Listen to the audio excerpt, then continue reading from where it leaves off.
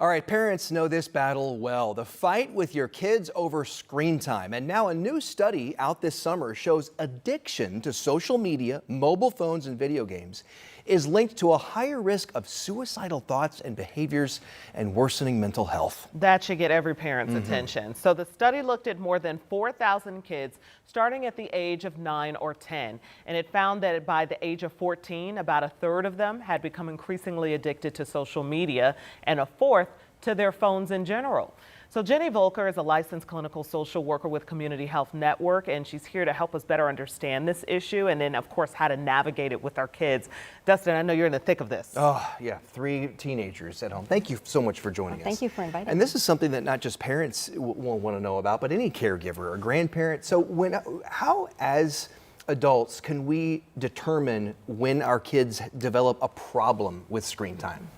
Well, so this study really tells us a lot. So we used to think it was the amount of time on screen, but we're also seeing these specific behaviors, not being able to put the phone down, needing increasing time on social media, on the phone. Those can be red flags. Is the answer to avoid screen time altogether?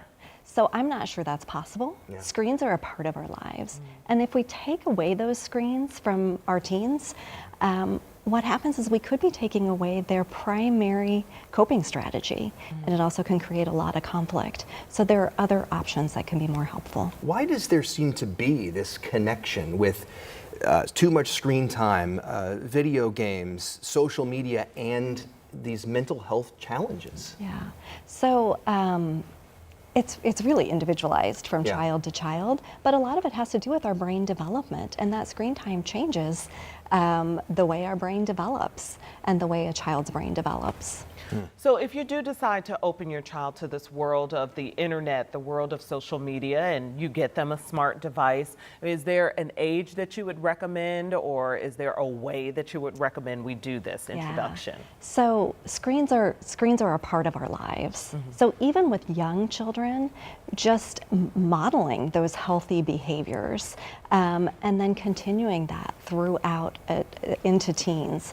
There's actually a really cool resource on the American Academy of Pediatrics website on the screen.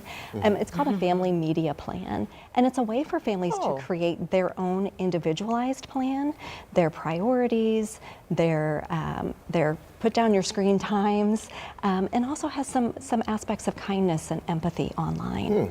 All right, and I love what you said about the fact that this is changing their brains, all this screen. So that's a really good explanation we can have as parents when our kids try and push back on it and say, look, we want to protect your brain, protect your mind. Just send them Jenny. Exactly. Put Jenny's face up there. I mean, it's just tough. I mean, it's like no one size fits all, as is with everything in parenting. Jenny Volker, as always, thank you so much for joining us. Thank you.